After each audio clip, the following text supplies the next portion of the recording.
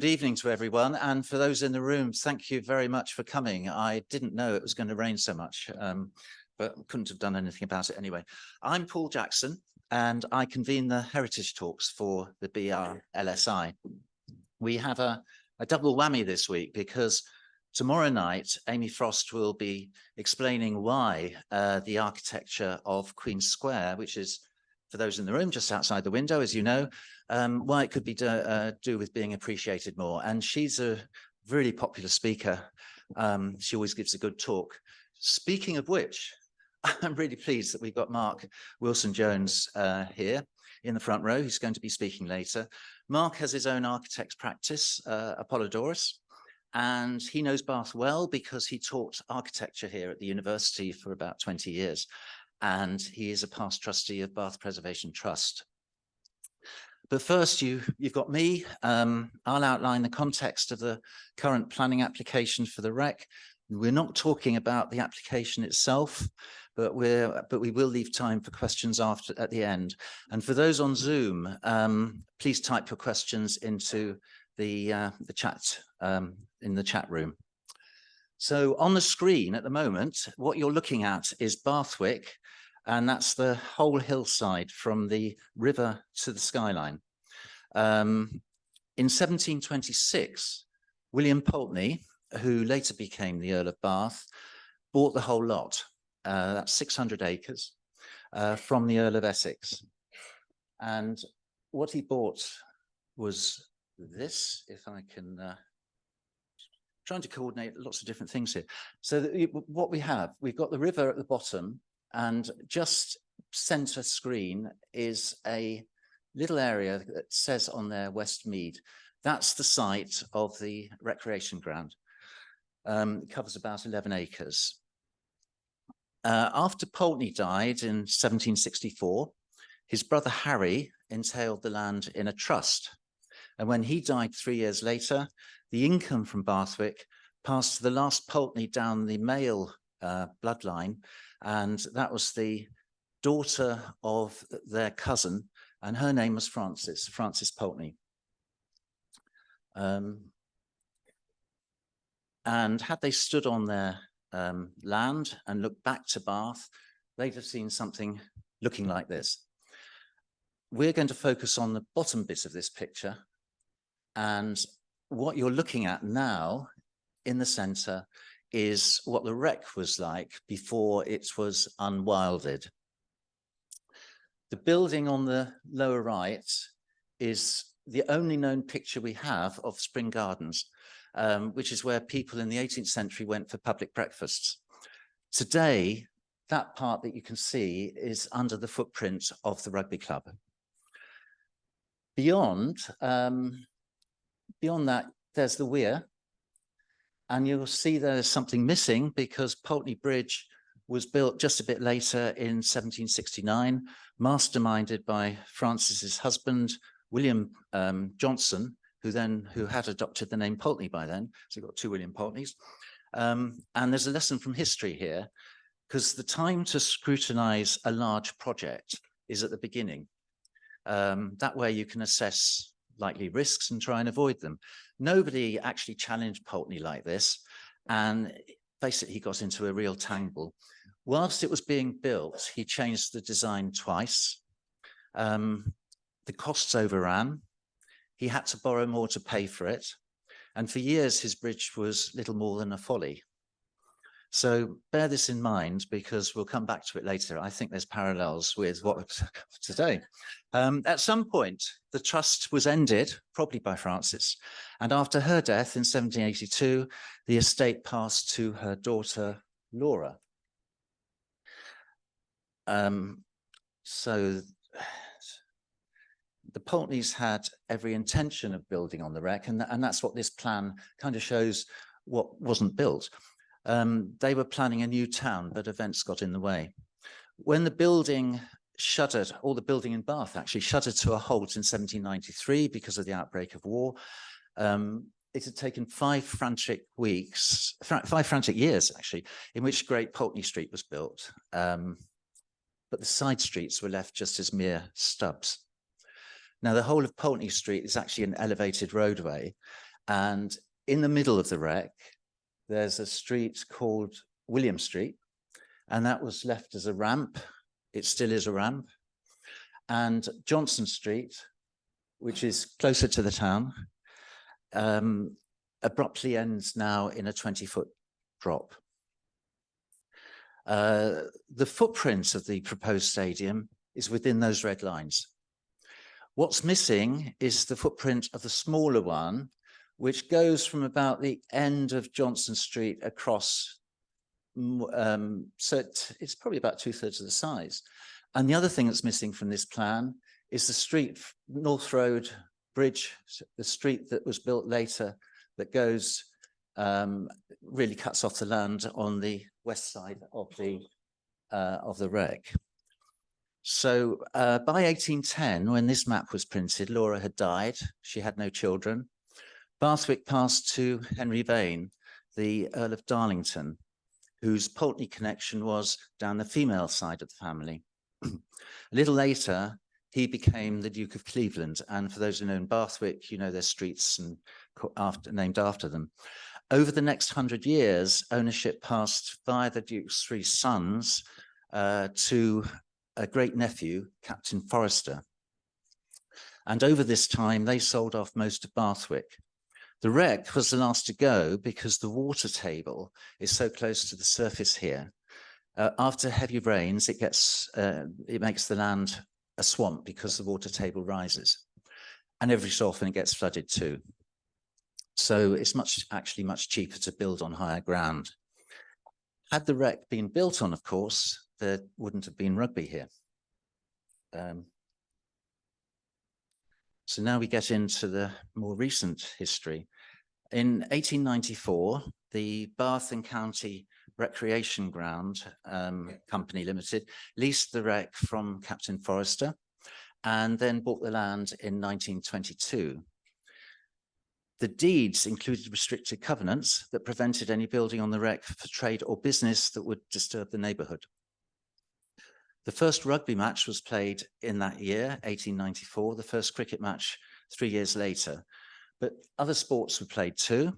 There's football, lacrosse, tennis, archery, athletics, and even that little thumbnail, which is a rather poor picture, that's actually a penny farthing race. I don't think they had many of those, but they did all sorts of things on the wreck anyway. And in 1927, the rugby club leased the land close to the river for 25 years. That's been extended over the years, and now they've got a lease till 2070.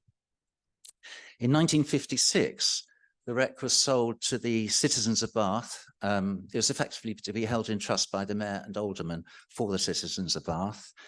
And at the bottom of the slide is what the open space used to look like. I've cobbled this together from 3 spliced stills from the film 80,000 Suspects, which was filmed in Bath in January 1963, in that hard winter. And on the left, you could just about make out the rugby stand. On the right, that's the corner of the pavilion.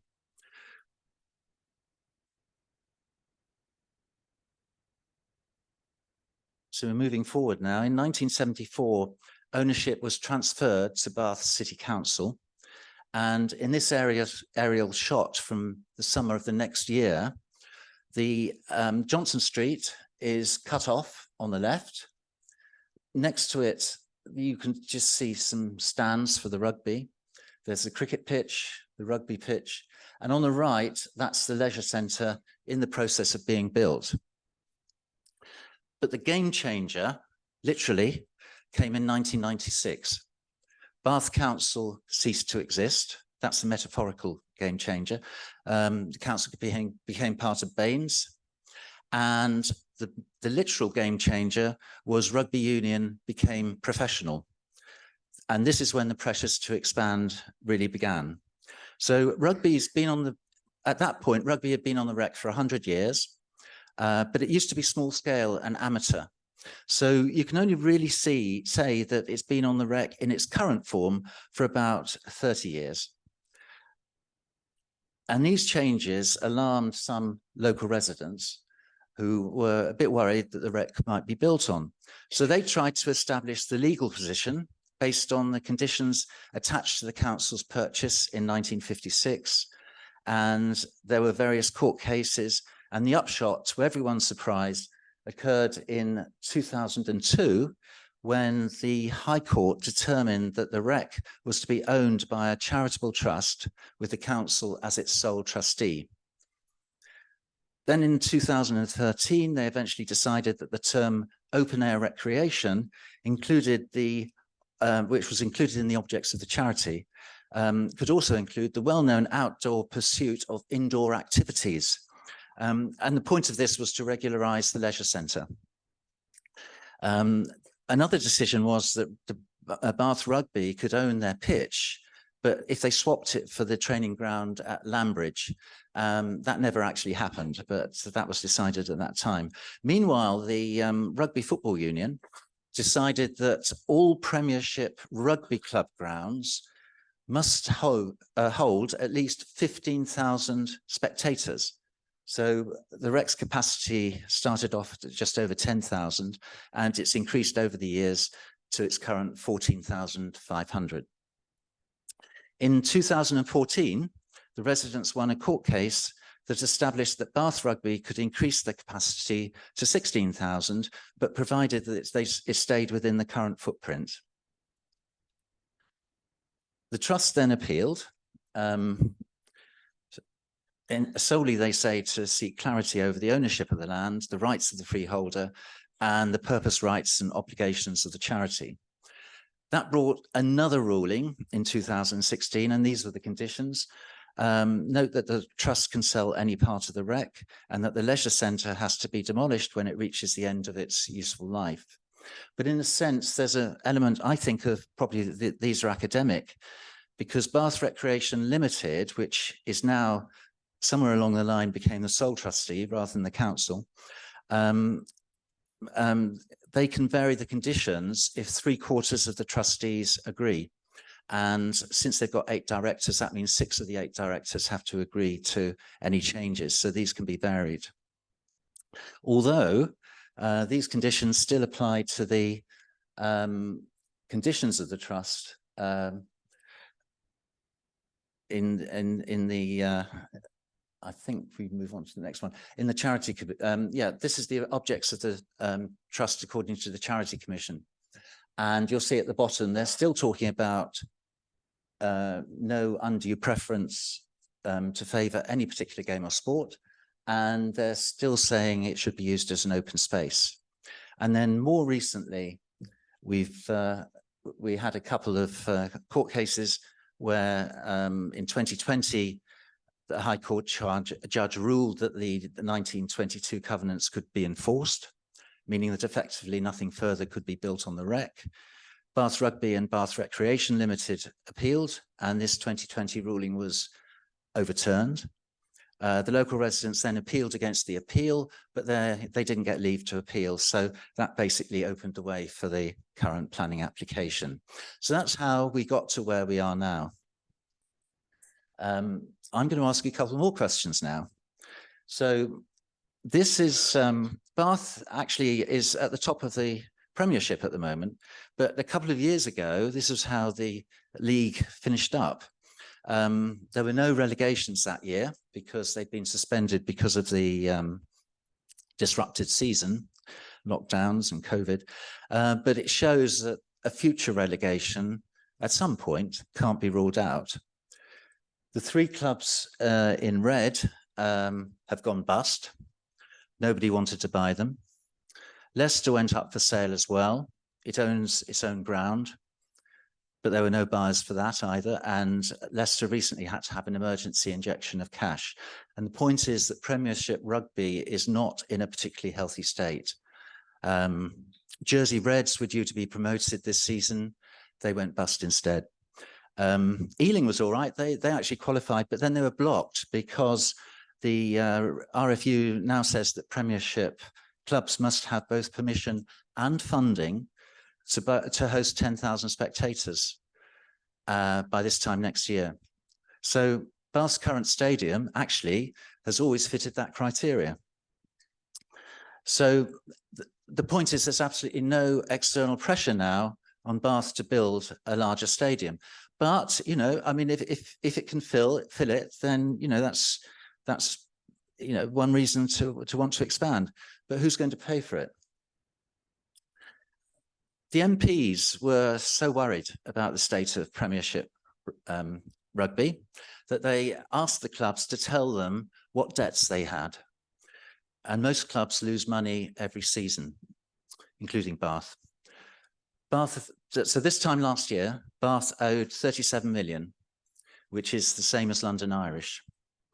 Bath's directors say in the accounts that the club is a going concern, but only because of continuing support from Bruce Craig. Since 2010, he's chipped in about £18 million, but that's not a gift, that's a loan, and it's repayable with 12 months' notice. Now, financially then, Bath Rugby is underwater. Look, I spent over 10 years with financial analysts. I know how they'd look at this because I had to field their questions.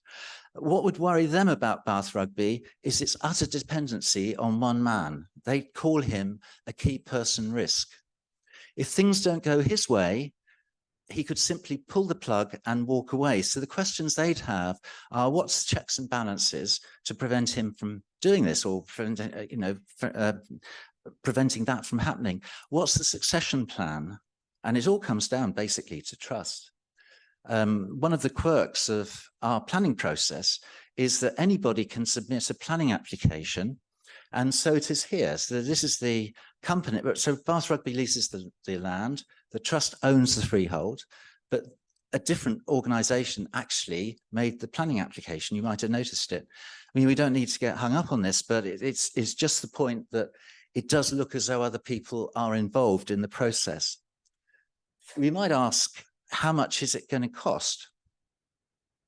This is where London Irish used to play. They rented it from Brentford Football Club. The ground holds fewer people than Bath Rugby's proposal, but it costs £70 million, and that was a few years ago. Bath Rugby claims that an upgraded stadium would underpin the long-term financial stability of the club. They're banking on an extra 3,500 spectators every first team match.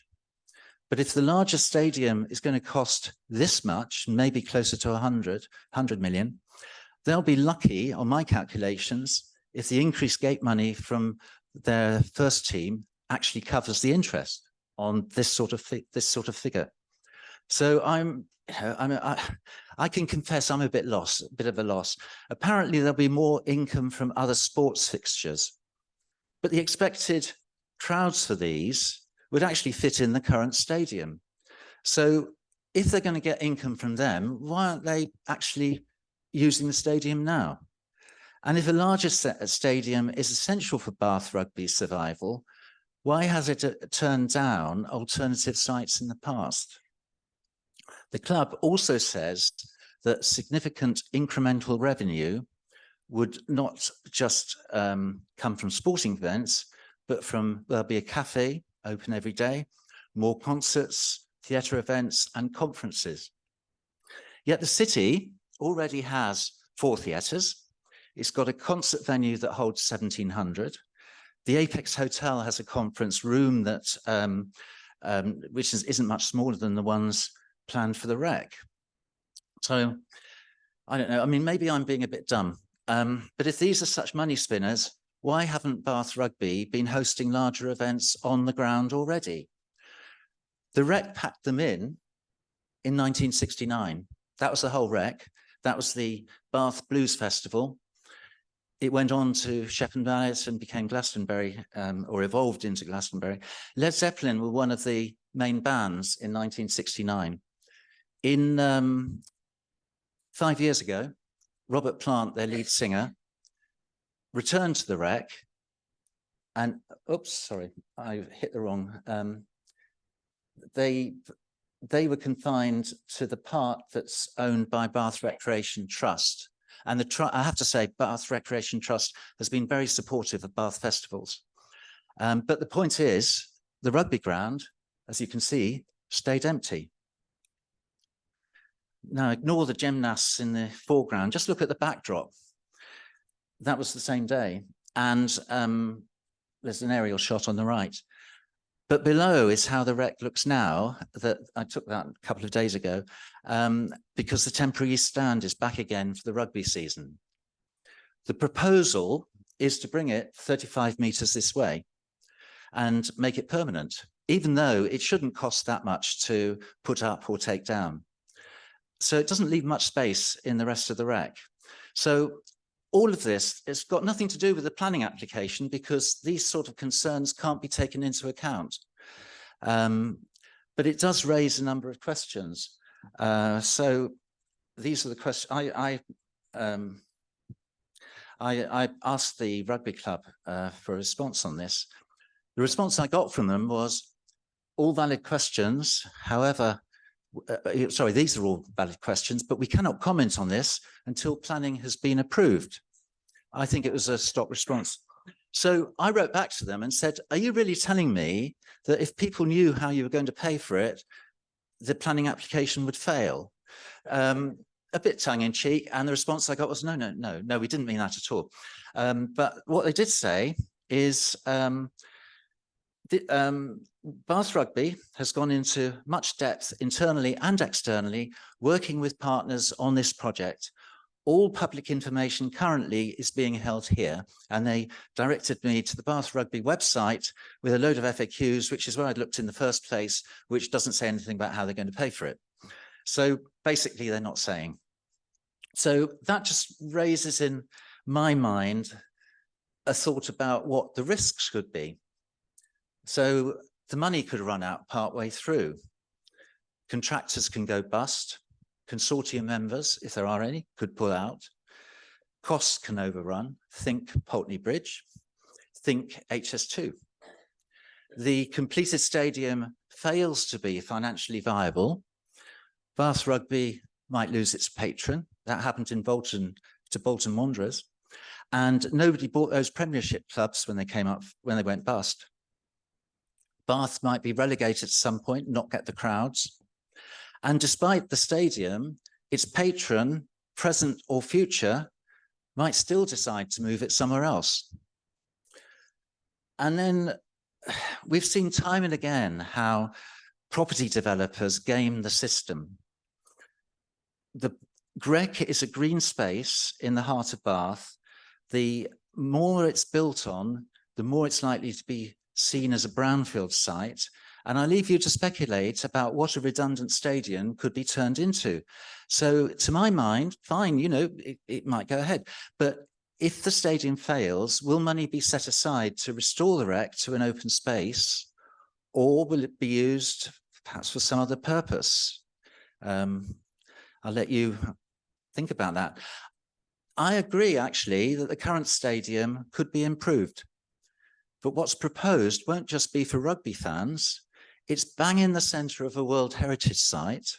It's just not just of local importance, it's national importance. Could say it's international importance. And like it or not, we'll all see it whenever we look down at Bath from the surrounding hills. And we'll all have to look at it whenever we, or the 6 million visitors who come here every year, look across the river from the city. So that begs another question. If a new stadium is to be built, are the current proposals the best design? And I think Mark actually is better qualified to talk about that than I am. So I'm going to hand over to Mark at this point. Do you want to take over?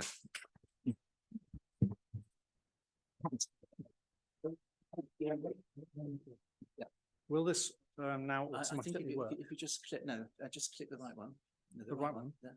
Should be your way. And then oh, the center one is the pointer. Magic. Magic. Thank you very much, Paul. That was fantastic, and I'm sure we're all substantially now better informed than we would have been otherwise. So now this is a kind of pairing that's quite deliberate, because Paul is obviously extremely well informed about some things, and he's very well informed about things that I know nothing about. And I've coming at it from a completely different angle.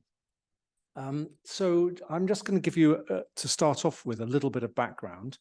And some of it's just sort of personal, just so you can orient the position. I started off life as an architect, won what's called the Rome Prize, which sent me to Rome for a couple of years. So I was measuring these Renaissance buildings, ancient buildings, and coming up with theories that I'm trying to sum up in that center of that slide, and produce these books and various things. So I end up as primarily sort of researcher, architectural historian at the University of Bath, where I joined in 2000, and have a reputation, let's say, as an authority on classical architecture.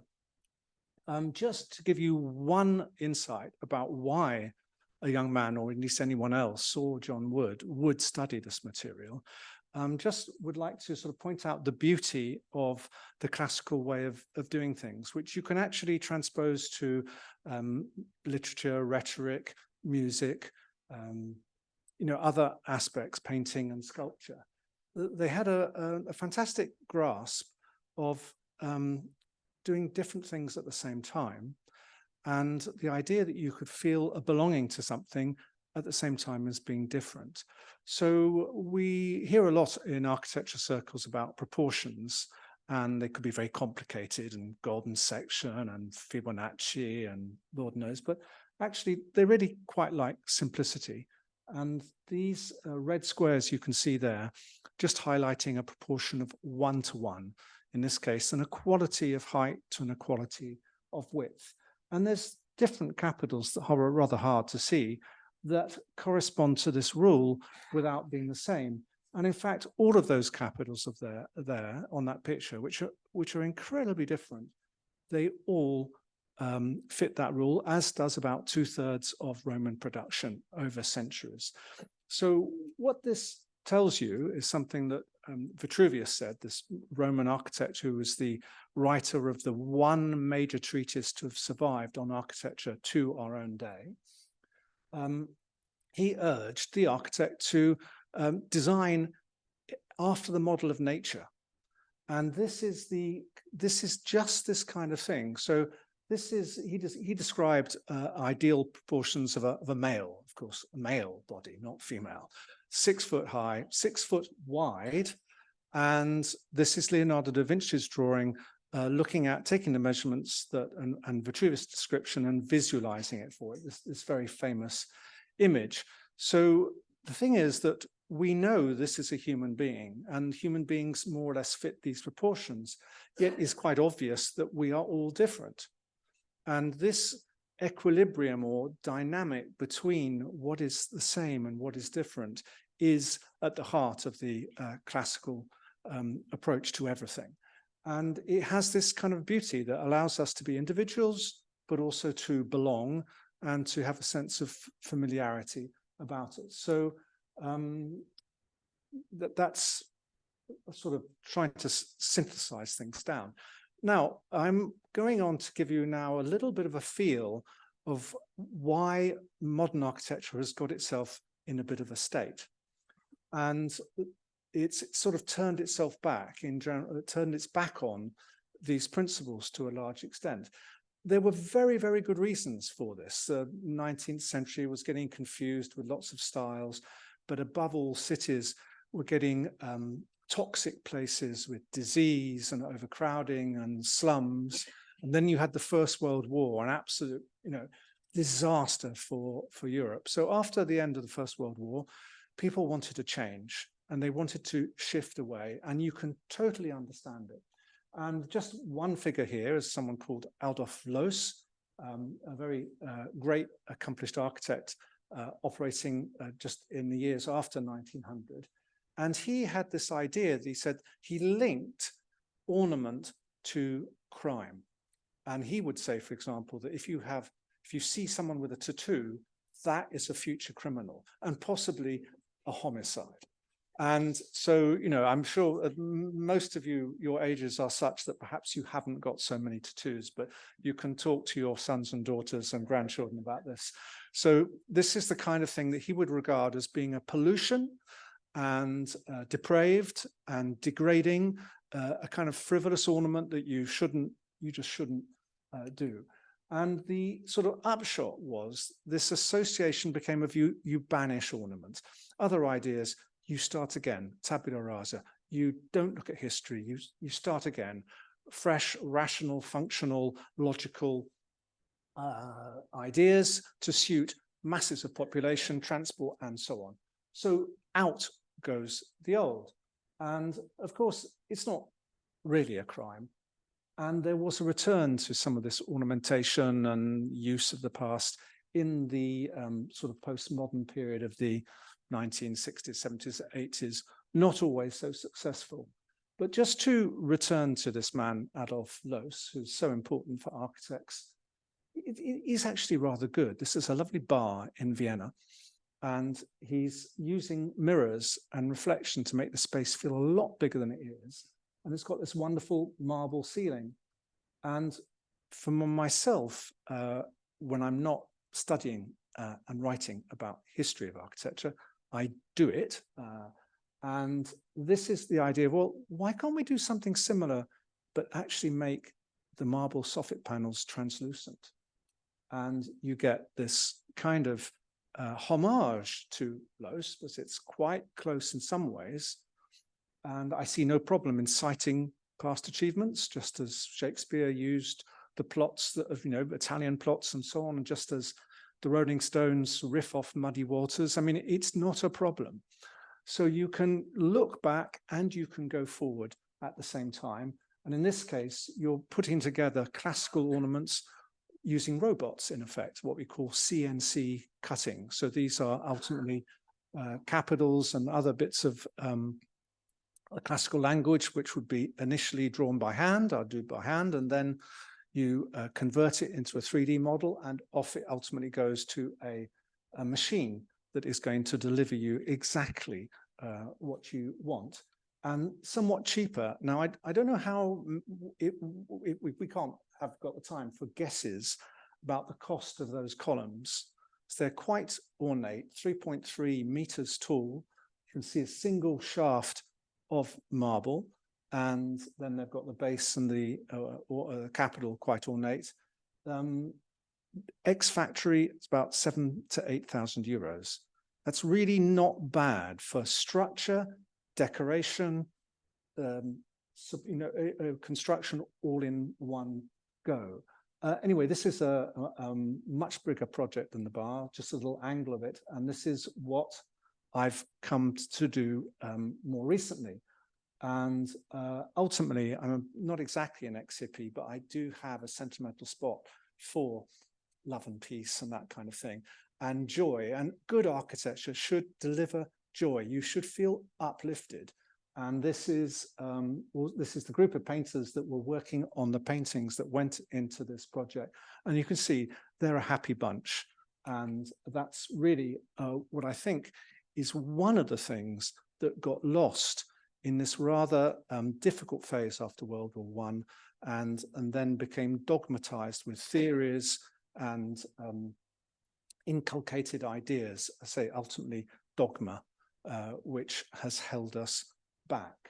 Now, one of the things that's happened that is, I think, often so baffling for the layperson is that architects have gone down this kind of route where they are doing their own thing, and they don't necessarily, what they produce doesn't necessarily correspond to what people would like to live in or use. And but again, there's some people that love it. And it's the same with contemporary art. I mean, since the 20th century, all the, Picasso and so on, everything else gets the past. You can't do that anymore. And you get contemporary shake-ups, you get the avant-garde and so on. Some people, it's like Marmite. You either hate it or you love it. But it's, any case, based on theory and dogma and abstractions. So that sense of the kind of natural engagement with reality and human life that is the classical way of doing things has, let's say, is a baby that's gone out with the bathwater. And what's happened is that the education system for architecture has ignored that almost entirely. There's been some attempts to, say, reclaim community architecture, and sustainability is now very big. But in terms of this sort of formal way you design, it's still really not moved on drastically since the end of the First World War, and the spirit of the avant-garde, the shock, the novelty, shock above all, and the idea that you always have to do something new. Okay, and this is a problem, not because we don't want progress and new, but actually being new, doing something new is not so easy. The failure risk that Paul talked about finance is very high, and it comes at the cost of the people who are using these structures or viewing them. But so what's happening today is there are more and more young people who want to be architects who are not enrolling in normal architecture schools. And so I've been, say, teaching at summer schools in the different ones going on. And I'm chair of what's called the Traditional Architecture Group. And this is growing, and the members are becoming younger and more diverse. And they're not all wearing bow ties or dressed in tweeds. And so on the back of this, I sort of, up at the university, I rather, how shall I say, teased a bit my students who are used to the more straightforward historical lectures I give, with a lecture that was saying, well, what is so wrong with continuity, with the tried and the tested? And sort of went into this problem of architecture being such an odd profession. I don't know if you can read some of this back there. I'm sorry, it's a bit blurred. But essentially, there are these dogmas that people really take, almost sort of, they really do believe them, and the relativism and the sense of tolerance is sort of gone. But I say this is changing, and younger people are now less sort of convinced that some of these old ideas like form follows function. They realize that form is something you create, and you post-rationalize your arguments so that the functions seem to generate the form. A hero is Le Corbusier, quite justifiably an extraordinary figure. But when it comes to urban design, absolutely dreadful, disastrous ideas that would have destroyed whole chunks of Paris and so on.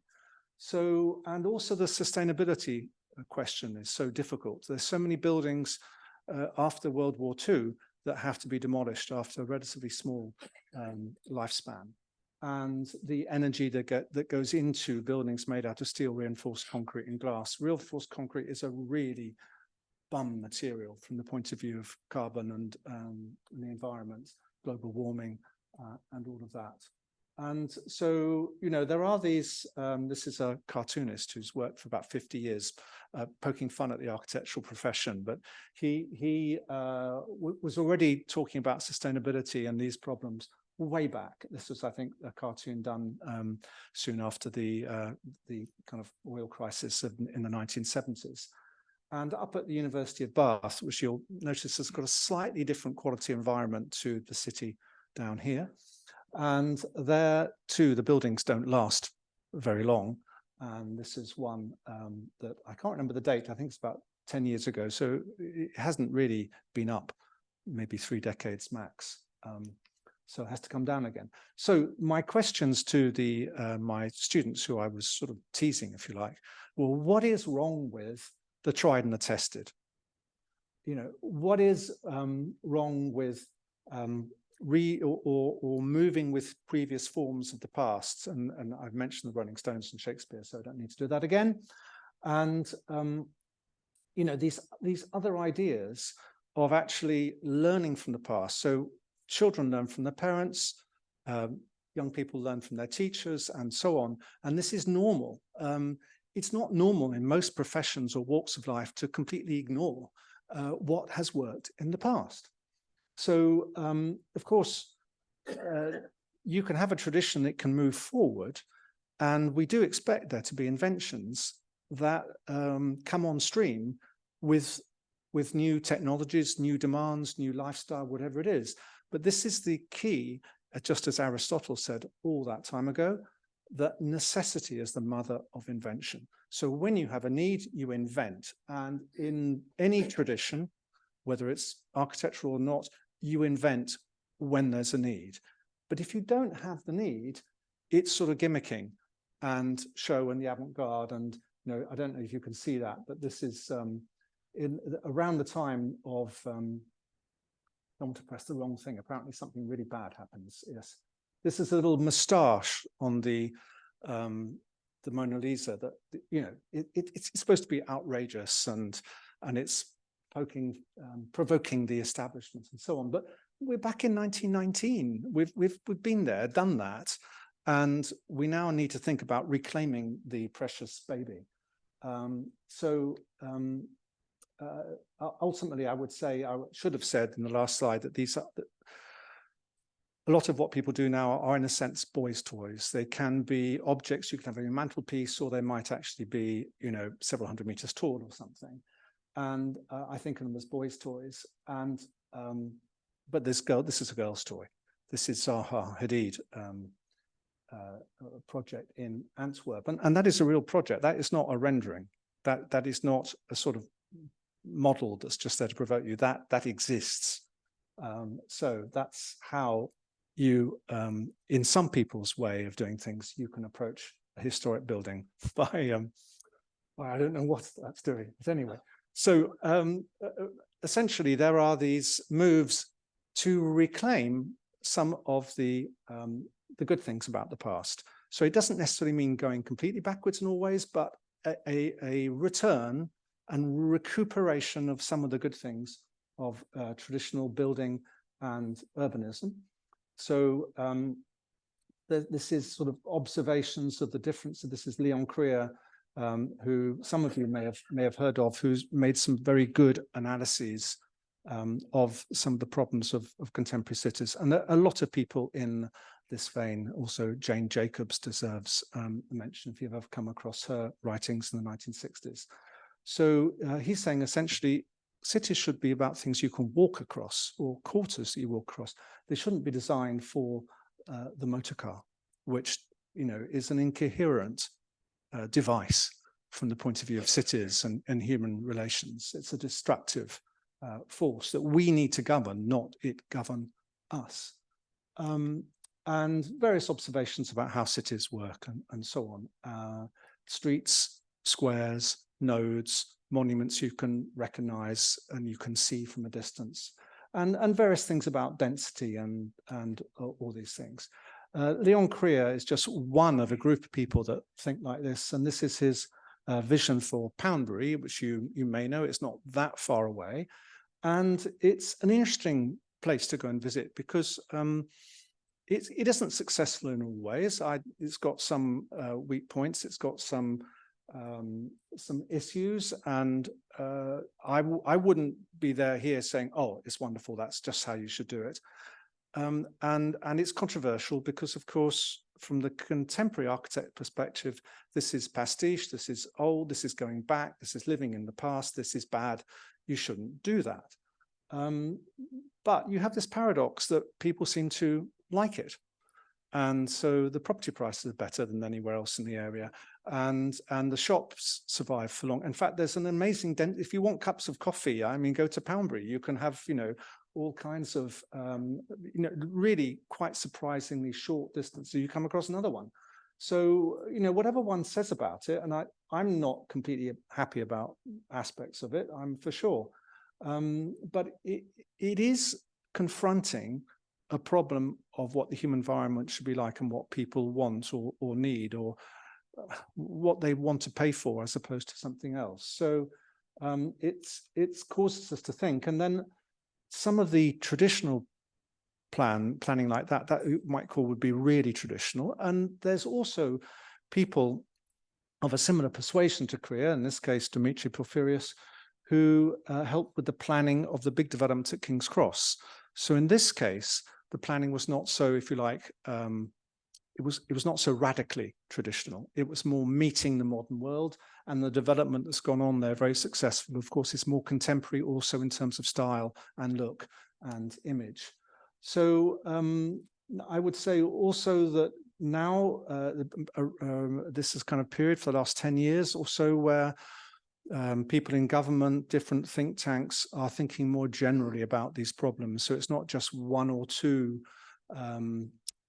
people out in the wilderness who are trying to convince the former Prince of Wales, and so on. It's becoming a wider, larger movement with more depth in studies of evidence of not just house prices, but popularity, neurological evidence to do with how eyes, we move around streets, how we take in detail, what we value, all kinds of evidence putting together that actually it's people have a better life, effectively. They have more well-being, they have more neighbors, and they want to move house less often in a more traditional environment.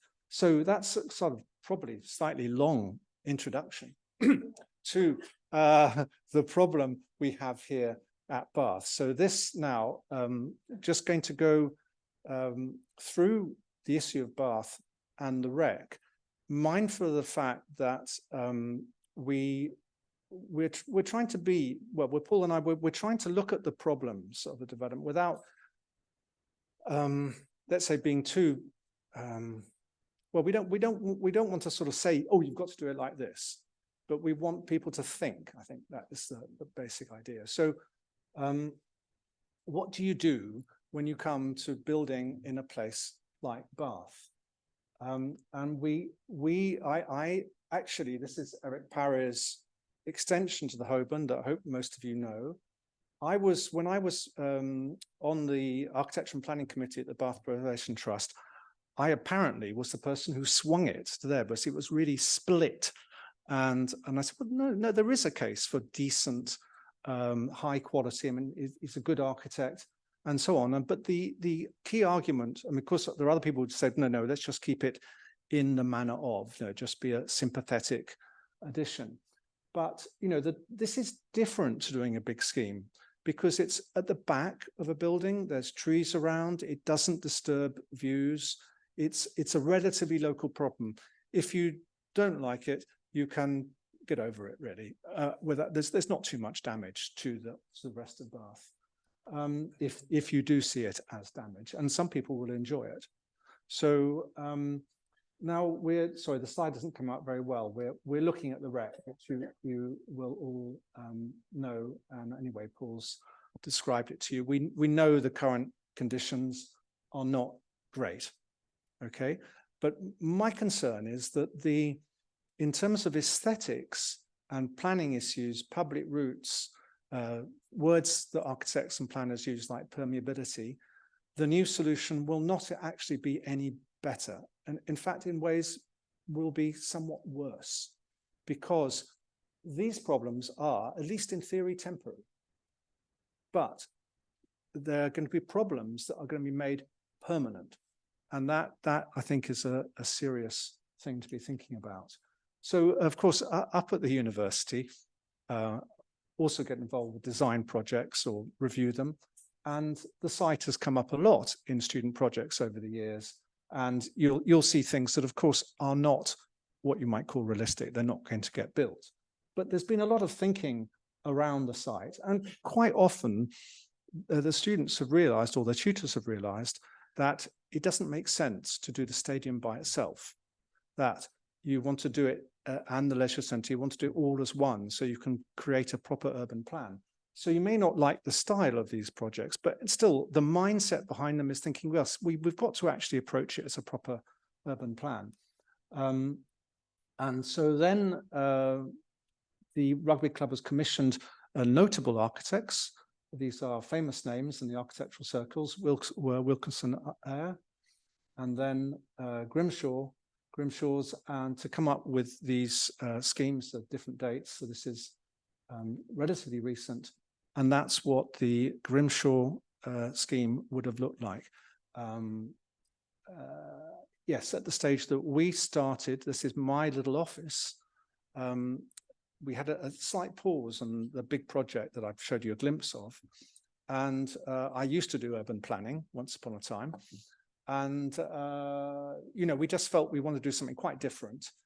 And I said to Jacob, well, what if we should do a counter project somewhere? And I was actually thinking more of London and the Thames and something like that. And then said, well, Jacob, what about actually here? And well, no, of course. So we just on the basis of seeing this kind of stuff back some time ago, just started to come up with some ideas.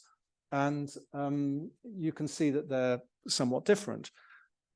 And I suppose we wouldn't have carried on if we hadn't thought there's some value in it. So we started coming up with these schemes, and then we look at them basically in our own practice, and and then we start showing them to people, and really people were encouraging basically. So we actually, well, I invested time, which is money, but without having to pay anyone else, to actually work this up. It's quite a lot of work to do something like this. But the basic idea you can see is that by making the stadium a sort of curving shape, right, roughly oval, you avoid the problems. You can see that very, very sharp corner there. You can see how brutal that would be for the effect on the river and the effect near Pulteney Bridge and these old buildings. It's very harsh in a sense. I mean, I'm not saying anything rude, I hope, about the design in itself, and with its rhythms and proportions or whatever, but that is a tough thing, I think, for a city like Bath to cope with. So by going in this curving shape, it can meld in better. And it happens to be around the kind of size of the John Wood projects, and it would recall, in a way, although it's completely the opposite, it's inverted, the crescents. And the idea is it would sort of fit in. But the main thing in urban terms is to do this linkage between these two parts. So the leisure centre would be redeveloped at the same time. So you could walk off the bridge and then you can walk through there into there, or you can go around to the wreck, or obviously you can go around the river and sweep round. So you have much more possibility of connections. And so yes, there's this slide reminding you roughly the scale. So, well, we haven't got too much time, so let's move on. And there again, it's a bit faint with these lights on, but I think hopefully you can see, again, what I was talking about. You can come through, and then in that way, you can go around all of these. All of this is what we call active frontage. In other words, instead of having the blank walls of the leisure centre, you could have things that you can go in and out, bars, restaurants, shops, and so on. And then the other aspects of the leisure centre would still be retained, or at least most of them. And obviously that would all, this is highly theoretical, of course. So we couldn't spend all of our time actually literally apportioning every single, because no one's going to build it anyway. We're just saying this is the kind of thing that you could actually do. And this is how it would sort of look from the river and near up, and different views, and round from the wreck side. And, some of the things are just playing around, whether anyone has got the money for an excess tower, I sort of suspect not, but, it's just really talking about kind of principles. And then if we now look back at Rugby, the Bath Rugby's application, this has now been updated. This is actually updated with the current information.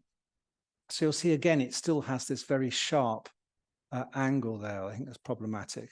As Paul noted, it's eaten a bit more of the wreck, and it has no connection with this leisure centre.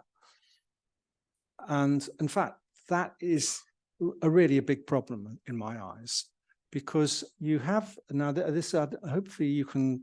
It is a bit with these lights on, a bit difficult, but that's the stadium, and this is the existing leisure centre.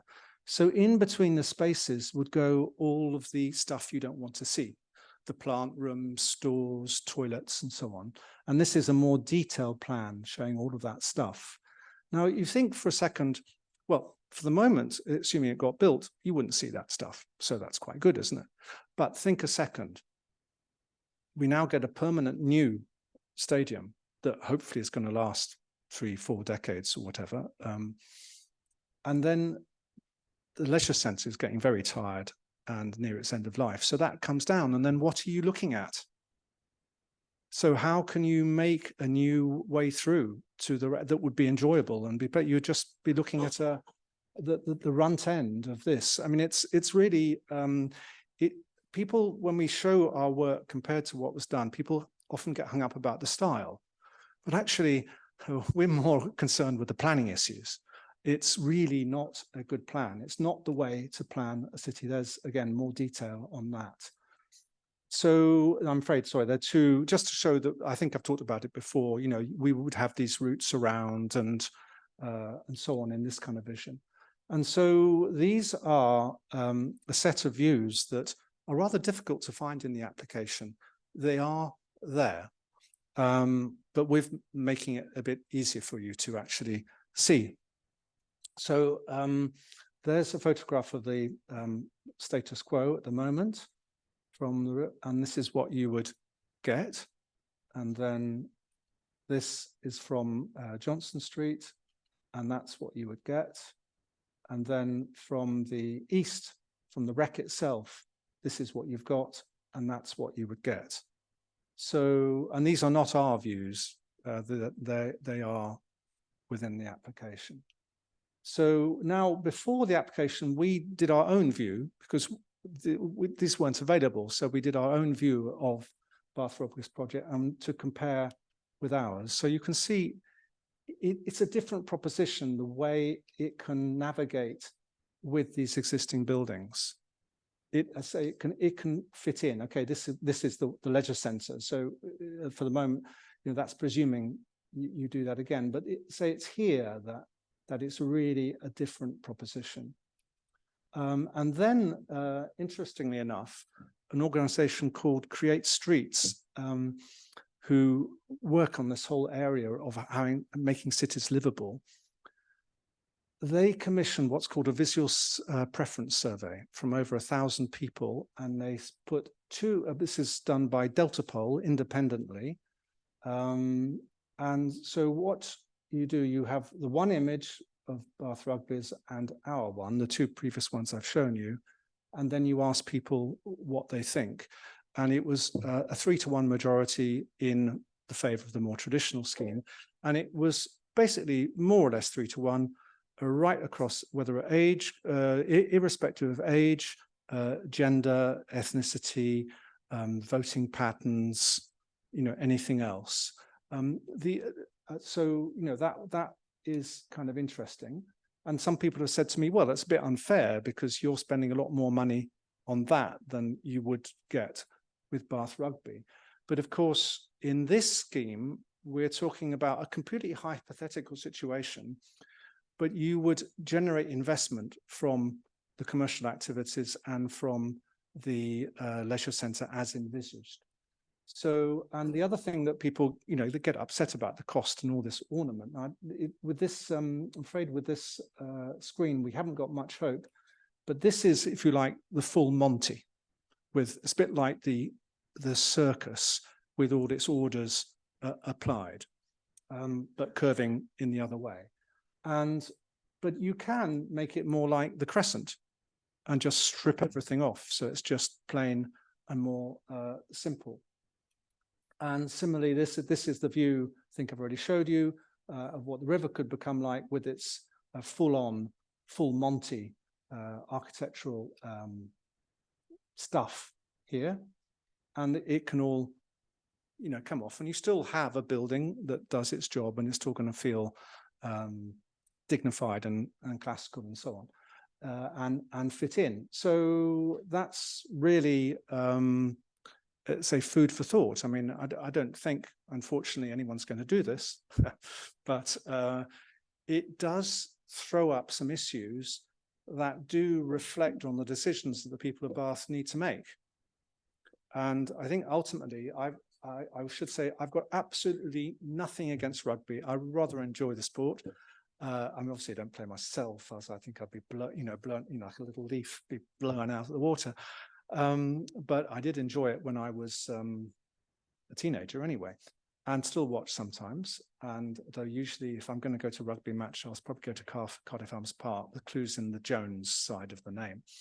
And so it's a fantastic thing to have a stadium in the centre of Bath. So the life of the city. I mean, it's really great. I mean, but with that is a privilege. And with that privilege comes responsibility. And you have to have responsibility to the whole city of Bath. It's a site that's seen from everywhere around. It's bang opposite the Abbey, alongside the river. It should be a really special, beautiful place. Either you have it, leave it open, as some would have, and return it to the way the wreck was originally envisaged. Or if you're going to build, you've got to build well, or better than well. You've got to build in a way that does not damage a World Heritage Site, and which can be modern and progressive in some ways, but at least do the job properly in terms of planning, and ideally have an aesthetic with stone materials that fits in, that are more sustainable and more fitting for a human life as we would all hope to live it.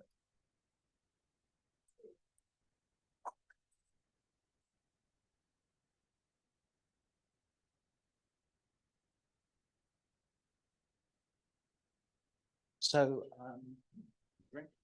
now you've got to answer some questions. Oh, well, I was looking for the microphones. Well, Andreas, have you got 2 microphones there? I've got one. There's one at the front, right there. Oh, it's over there. Sorry. We're going to have some questions. So we've got probably until 9 o'clock. So we've got a bit of time for questions, and we'll do our best to answer them. I'm going to grab the other microphone. And, if you do this side, I'll do okay. this side. That'd be great. We'll, as usual, so many questions, no doubt. So we'll start in the room, and then we'll see whether there's some more people on Zoom who want to join. There's a gentleman here. Oh.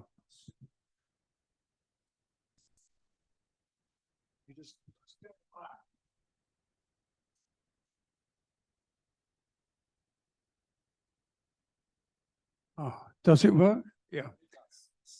My name is Steve Osgood. I'd like to dispose of the first part of the lecture very briefly. The wreck is owned by the citizens of Bath.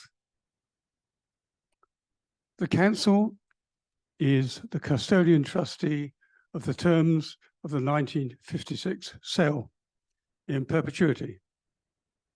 Those terms are that the wreck shall not be used otherwise than as an open space for recreation, not favouring any single sport, club or body.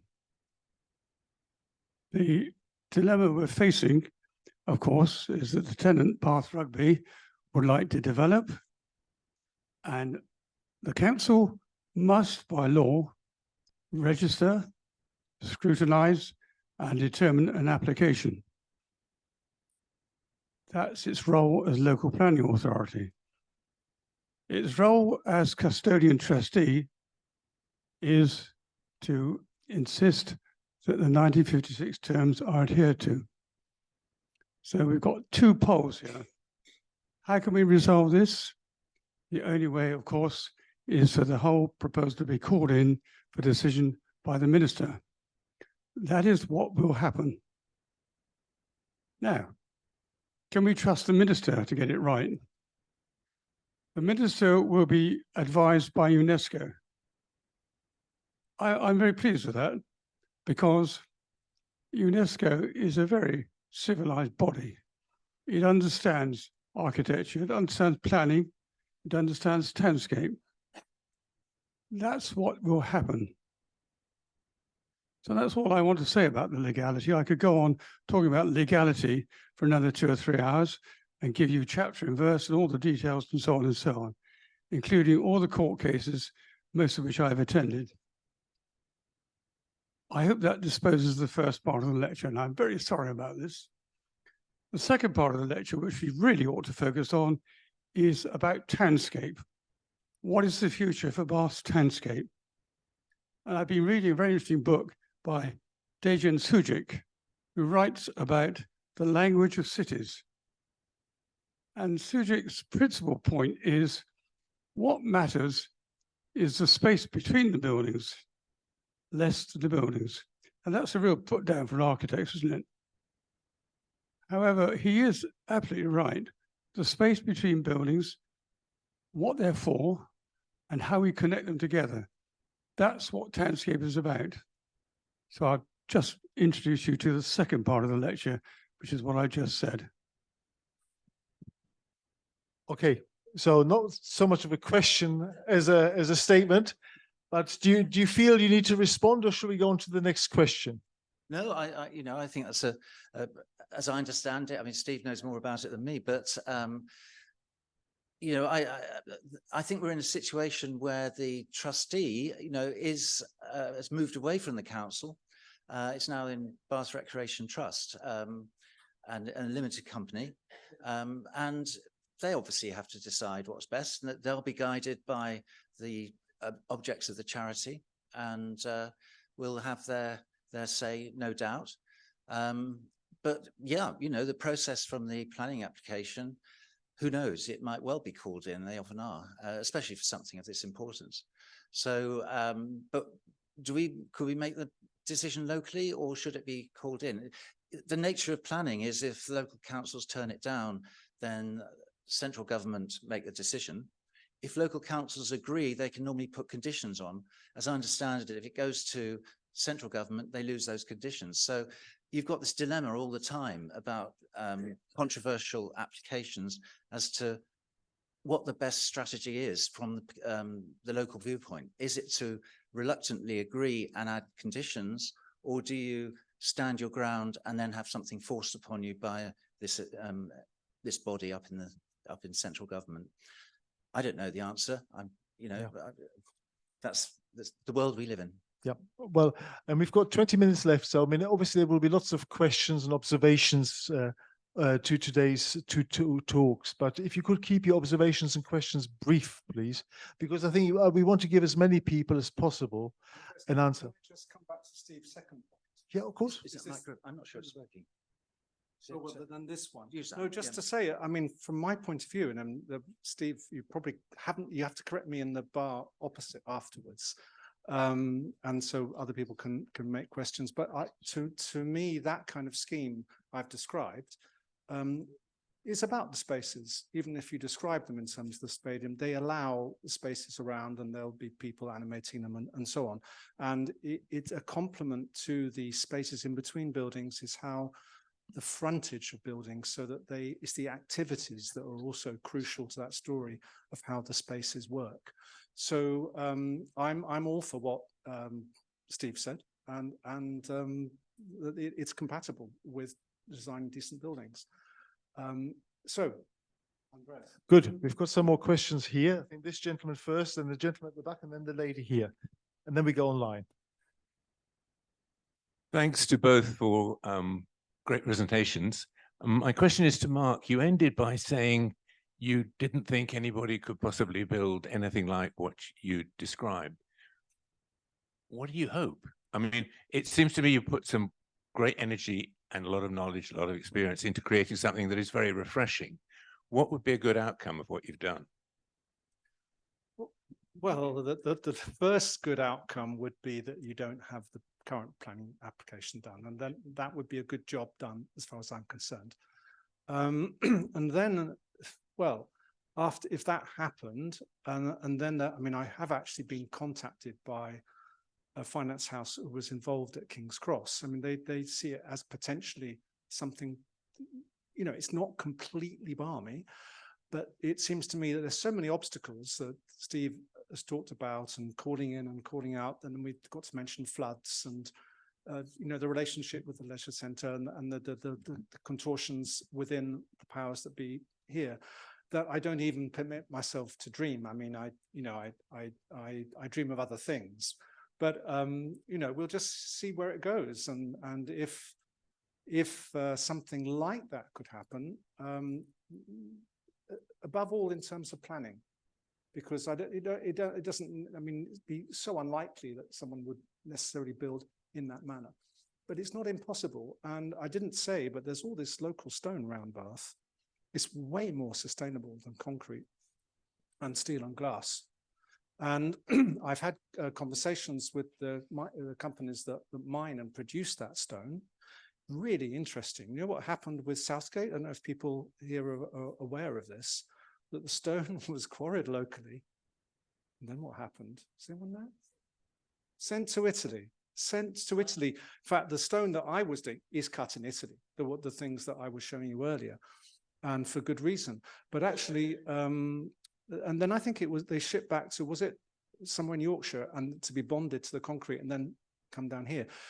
Actually, you could, if you had a big job like this, you could get the CNC cut and equipment, you could do it locally. And then the stone would just come that distance, and the carbon footprint would be, you know, would be a lot less. So one can dream. I'm afraid I'm a bit of a dreamer, but some things come off, some things don't, and this isn't very likely. But you know, up to you really. Up to the citizens of Bath and how they express their views. Okay, we're coming to some more citizens of Bath right now. Okay, thanks very much. Firstly, a comment with no disrespect to the speakers, but the title was A Short History of the Wreck. The history of the wreck was extremely short, and most of the discussion has been around the planning application of the wreck, which is not kind of surprising. I think, to be frank, there are a few realities here. One, I don't want to dispute what the speaker before said, but my understanding is the owners of the wreck are the Recreation Ground Trust, and I'll stand corrected on that. They are the landowners, the tenants of Bath Rugby. Bath Rugby have put in a planning application, which may or may not fail. And if that goes through, I agree with your points about the finance of any development, but surely the people we should have in the room here to talk about that are the Rec Trust and Bath Rugby. And I think without them having them in the room, it's been a slightly meaningless discussion. And I appreciate the ideas that have been put forward about ideal stadiums, but surely that's a slightly academic discussion, as the people involved in this are the people looking at planning application, Bath Rugby and the Rec Trust, who are not here. Yeah, well, we thought about that. And yeah, I mean, maybe there's a chance to do this again with them. But the point is, we wanted to tread a neutral line about the application. This is not about the merits or otherwise of the application. This is simply explaining the background. And yes, it was a short history, so it kept it short. The application actually is not by Bath Rugby directly, and you know, that kind of muddies the water, but let that go. But if they were here, would they have added to what we were doing? Because Mark's looking at it from an architectural viewpoint and looking at how things could be better designed, and maybe there's a case for getting Bath Rugby to justify why they've come up with this particular plan. But we don't really want to, we didn't want to have a slanging match. We didn't really want to have a biased view one way or the other. So we're trying to keep it neutral. And that's why they're not here. But they'd be welcome, you know, maybe another occasion if they'd like to come, if they want to approach us, we can certainly try and have them here and have another discussion. But that would, I think, be more of a debate rather than a talk. Just before I hand it over, what are the timescales for the current planning permission? As I understand it, I think the consultation finishes in, I think it's the 2nd of November. So there's a day or so for any input. Sorry, did you say the 4th?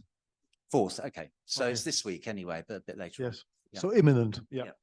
And can I just say that I did, way back in January, we sent Bath Rugby our proposals and wanted to talk to them. I did have a conversation with Tarquin MacDonald, and very cordial, and we had about spent over half an hour on the phone. But you know, as he said, they have their direction. They're really going down this route. And as he put it to me, they were kind of nervous about having to, you know, get involved with the joint venture with the leisure centre. So It's not as if I don't see it as an adversarial thing. I mean, I would just hope that they see reason, or that some of the fundamentals about finance come out in the open and people understand all of that as well.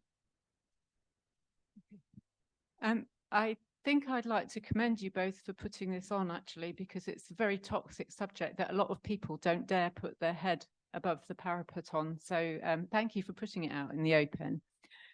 Is there a risk that putting this sort of idea out there is actually going to be a distraction? Because there is a planning application on the table. It's incredibly badly put together. It's full of errors, omissions, internal conflicts. All sorts of really vital things are not adequately dealt with. And yet, actually, if you look at the planning portal, there are quite a few comments which just say they prefer the Apollodorus design. And that's actually not a very useful comment. So that's my question, really. Is it possible that this is a distraction that is unhelpful in ensuring that the application gets properly evaluated? Well, I suppose it's difficult to answer that, because one wouldn't know. How would one know until the whole process is finished? My hope is that it's the right kind of distraction, in the sense that it just stimulates people to think, well, we don't necessarily have to accept this. If it isn't good enough, it's not as if this is the only option. You know, even if people then decide, well, if we can't have a better solution, we have to do nothing. But I think it does help people realize that there's quite a lot at stake, and that things could be very different. And we don't just have to accept what Bath Rugby has done with a lot of consultation. I mean, when you said it's a very, I mean, they've ticked all the boxes and invested a lot of money and a lot of consultancy into it. But it's problematic. So I don't see that it's a bad distraction, but it wouldn't be for me to be able to judge. Okay, we've got a question here online. So I'm going to do that first, and there's the gentleman at the back, and then you can rise over there. We've got some questions over here. Yeah. Okay, we've got quite a few. So this is one from Sally online, and she says, "Hi, thank you both for such interesting lectures. Can I ask how long the classical oval rugby ground scheme would last? Would it be longer than the scheme proposed by Bath Rugby? And I would add to it, can you also tell us how much it would cost?" I didn't actually get the first part of the question. How long is it going to last? Well, what is it going to it's difficult to say, you know, to predict how a specific building lasts. It is a difficult one, because it all depends on the quality of the construction. And obviously we have had a lot of post-war buildings that haven't lasted. So one needs to be sort of demonstrated that it's going to be better.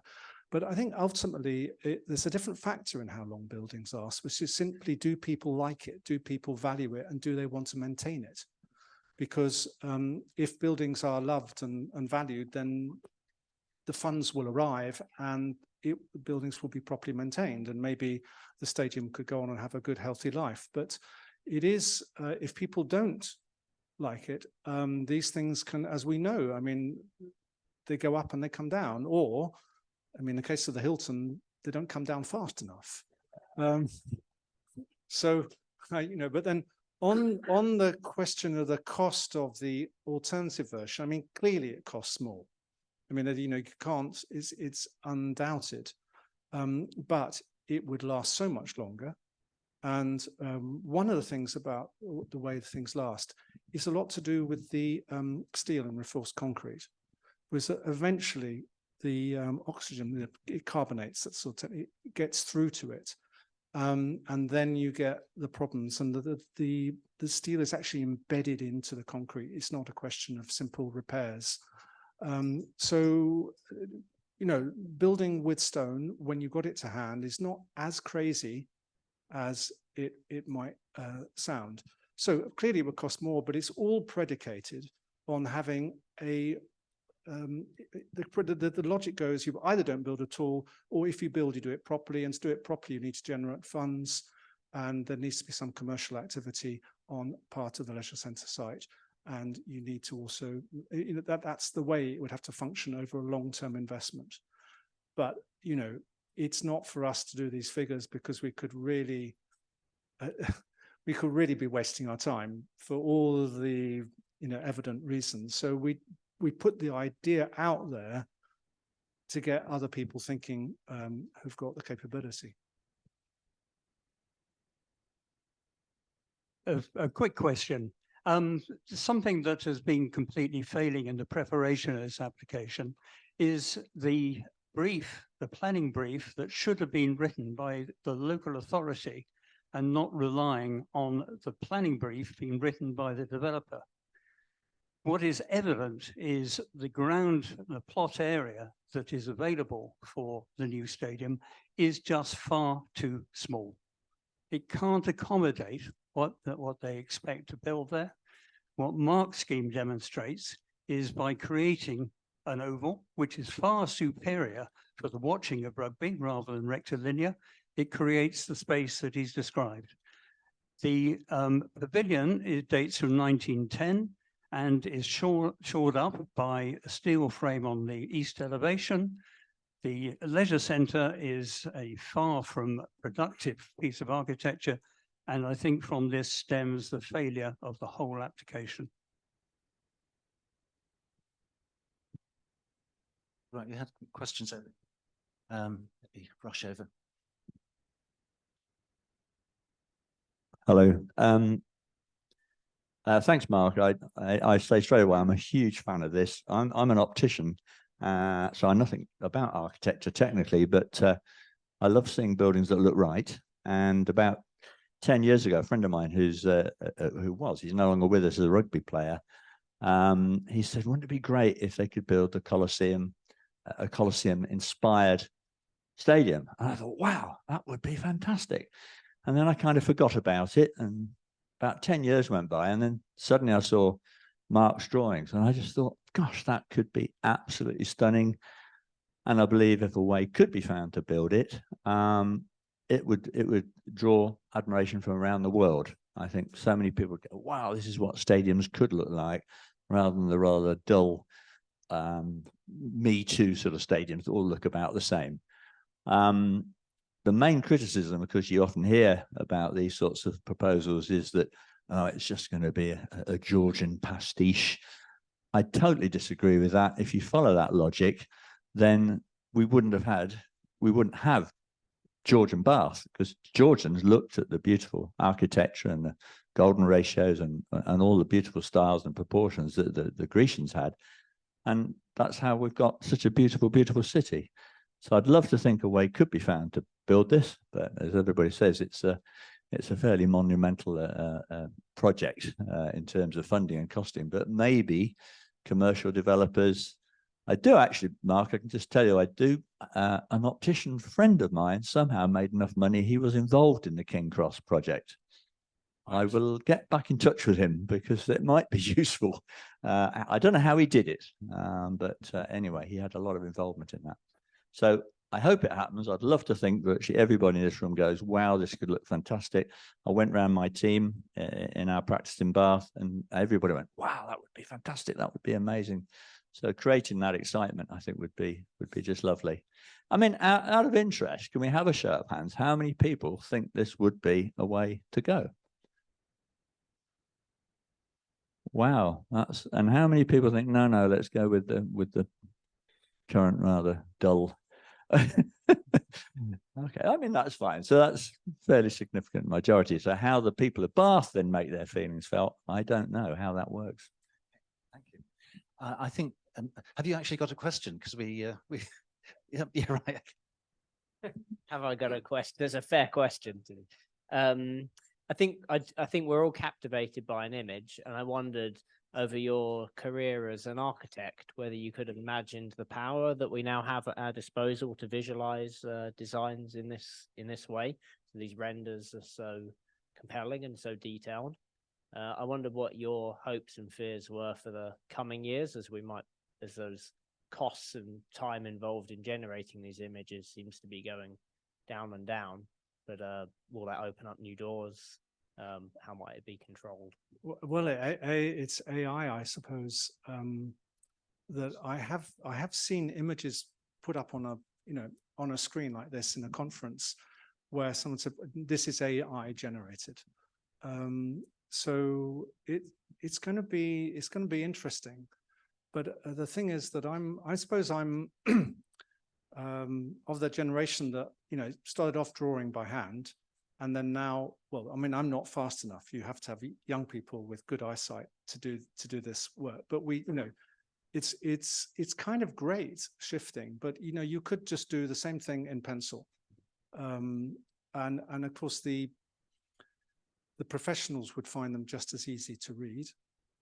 But they're less compelling for the layperson. I mean, this does have the advantage of bringing things to life. But of course, there's everyone shows them with sunny and smiling faces and all of that. So a little pinch of salt as well. It's interesting times on this development, and but I mean, this is one thing, but on the actual things that we get built, it is fantastic to have the sort of model, if like in your computer, and as you design it. But it's not when it's finished. It's the interesting phase is before you finish the design and you're testing it from every single possible angle. You've got to do almost double the work. So you've got to do it in 2D for the drawing, the classic plans, sections, elevations, and details of what you still need to get things built. But the 3D means you can, say, test, everything about it before you send these things to be actually built. But thank you for the. Good to have a question that isn't quite on the, the issues that a wider problem. Well, we're actually not far off the witching hour. Actually, I shouldn't say that on New Year's Eve, Halloween. But I think we've got time for one more question, if there's a question. Thank you very much. A very quick comment and then a concern. The comment is that thousands of people, as we've seen from Bilbao, will flock to a city to look at a beautiful building like yours. The question is, do we want more tourists in Bath? The concern is you tell us a very compelling story that the beautiful design of a marble column with its capitals shouldn't be thrown out and it can be incorporated into modern architecture. But then cost cutting arises and you finish up with a horrible hollow GRP structure with big plastic joins down the side, no texture. And I've seen it in so many places. It's horrible. Yeah, you have to have proper conditions and oversight. I mean, obviously, someone like me, I wouldn't go there at all. Things like GRP, you just shouldn't be done. But not if you're going to have things done properly. And I'm really only interested in things that are done properly. But sorry, I was just kind of slightly gone off track. But there are ways of doing buildings that still look right because they have high, scenes grace and the right proportions, built much more simply. So Brunel, for example, is relatively, and people can see, look at those stations and things, or the vaults, they still feel right. You don't have to have all that ornament. If you do have the ornament, it's a plus because you just get more enjoyment. But if you know how to strip it back, there's a great British architect called John Soane in the early 19th century, did a lot of buildings that are stripped back. If you strip back the right things and not the wrong things, you can, and you still keep proper heights and sense of grace, you can do a good job. And I think with all the warnings that come on, whether it's, badly built buildings can be built badly, and all too often are in whatever style you build them. So there's utter crap modern buildings, and there's going to be crap classical buildings built out of GRP, and what to do. But we just got to not do either. Okay, well, thank you. I think we're going to have to stop it there. We could probably carry on. But I'd just like to just remind you that somebody came to Bath 300 years ago with ideas like this, and everyone thought he was bonkers. He was turned down by the council, and the evidence of what he built is just outside the window. And so if you want to know more about that, come back tomorrow night at 7:30 for Amy Frost. But the other thing,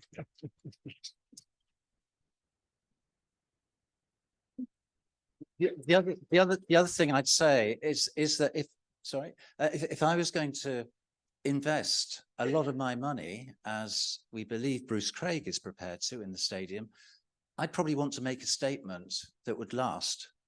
So, that would be another argument in favor of Mark's ideas. Not that the choice is in front of us, but I take that point about getting Bath Rugby here and having that discussion at some point.